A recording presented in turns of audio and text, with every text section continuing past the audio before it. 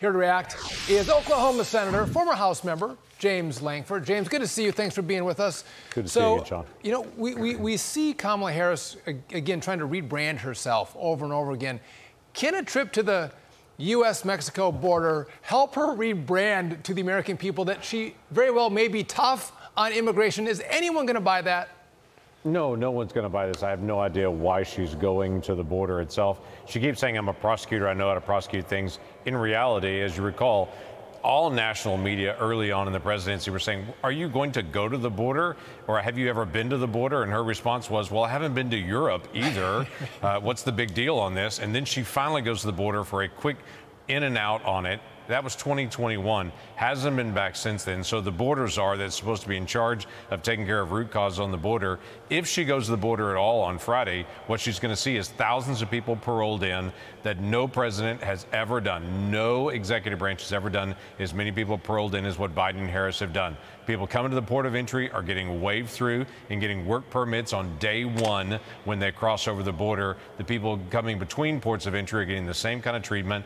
And what those folks from Cuba, Haiti, Nicaragua, Venezuela, she's giving special permission to 30,000 of those a month to come in and just be paroled. So when she goes, she's actually going to see the product of the policies that she's created. We're getting about 3,500 people a day now illegally crossing our border. Will be about 2 million for this year. That is her policies that she's going to go look at.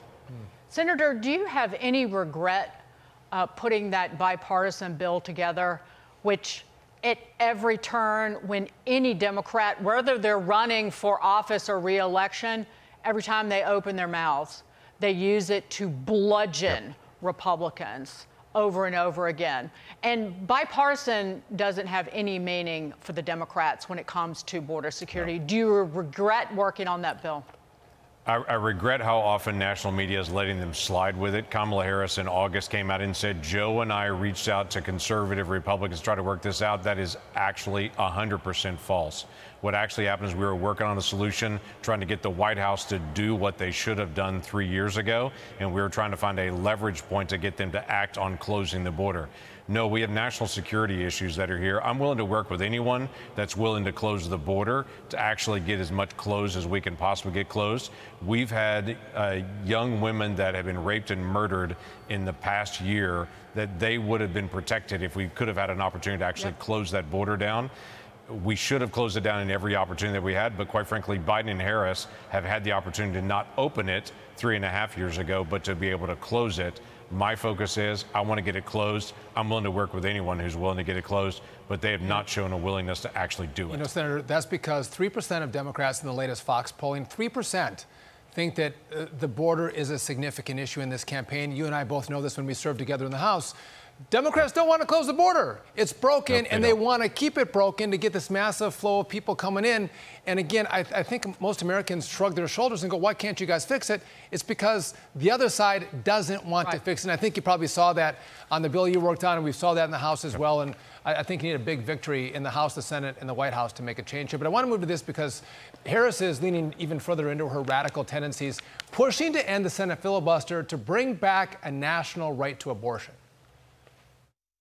I've been very clear. I think we should eliminate the filibuster for Roe and get us to the point where 51 votes would be what we need to actually put back in law the protections for reproductive freedom and for the ability of every person and every woman to make decisions about their own body and not have their government tell them what to do. Senator, you are one of the greatest champions for the unborn in the Congress, and I appreciate that. Dagan does too. How do you respond to Kamala Harris's comment there? Yeah, disappointing in a million ways. Everyone needs to hear carefully what she's saying. She's saying, I am willing to blow up the structure of the United States Senate in the past 250 years to try to get my way. That's what she's saying. That's not just a signal of what she thinks about abortion. That's a signal of what she thinks about all American history, about the United States Constitution, and about the structure of the future of the country. That is a person running for president saying, when I get there, I'm going to get my way. If I don't get my way, I'm willing to blow up the entire country to be able to get what I want and run over everyone who disagrees with me. What she's saying is to the half the American people that disagree with her, that actually believe children are valuable, they're crazy that they like the value of of every single child. They don't think some children are disposable and some children are valuable. They think all children are valuable. They need to hear what she's saying. She's saying, I'm going to run over them. Your opinion doesn't matter. And if she'll do that for that, imagine what else she'll do that for. No opinion counts except for hers, and she's willing to silence everyone else and do whatever it takes to do it, even if it means destroying the structure of the Senate for 250 years. Well, it also shows that she has no knowledge of Senate history, despite having been a senator, and what Harry Reid did, getting rid of the filibuster for judicial nominees, and what that led to with Supreme Court justices and the way the court exists now, and why Roe was thankfully overturned. But I digress. Your Democrat colleagues on the Senate Finance Committee decided to hold an entire hearing today on fear-mongering about abortion. And this is something that I was writing about, which an NBC News article did just this thing, accusing the former president of criminalizing women's health care. Listen to this, Senator. Women are miscarrying, suffering life-threatening blood loss, losing their ability to bear future children, or dying because they were denied the emergency medical care that they needed.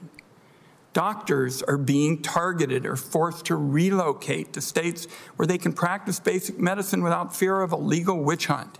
All of this was made possible by abortion bans that went into effect under Donald Trump after his Supreme Court gutted the Roe decision.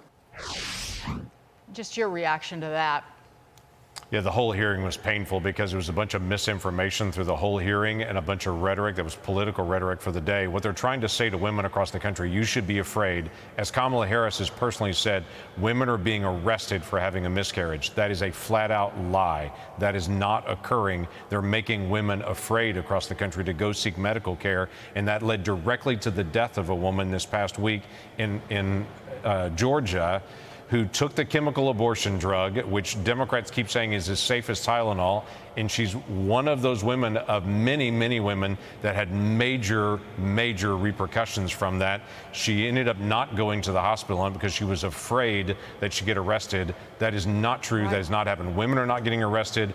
Doctors are not being arrested in this. And we're also not seeing people being arrested for miscarriages. So they're making this up and trying to be able to stir people up. And what it's actually doing is endangering women's lives and pushing doctors away from doing basic medical care. Taking care of a miscarriage is not an abortion. That's a completely different thing. They know it, and they're trying to be able to skew it and say no one will get care for miscarriages anymore. That is not true. Yep. I could go on and on about this. Senator, before we go, the Department of Justice announced that Ryan Ruth was indeed indicted for attempted assassination of former President Trump. Just your reaction to that. But the fact that they released that letter from Ruth as well was just an abomination. Yeah, I can't believe they released that. Lots of other folks in the legal community have said, what in the world for releasing that out in the public, which basically the letter writing is saying, if I don't get the assassination done, somebody else do it. I mean, I can't believe that they would release that out and then put it in so many media sources, put it out. He clearly should be prosecuted for attempted assassination. That's what he's trying to do. I serve on the Homeland Security Committee. We're continuing to be able to call out to get Secret Service in front of our committee. Democrat senators leading that committee refuse to be able to have Secret Service come back in front of our committee as well. It is one of the problems that we have is that they'll give lip service, so they want to be able to protect the president and the former president and their families, but they're not actually doing the accountability to be able to get it done. We will. There's no rule and no norm that Democrats won't break. There's no lie that they won't tell to make sure they keep power. Senator James Lankford, thanks for being with us. We appreciate it, and we love Oklahoma.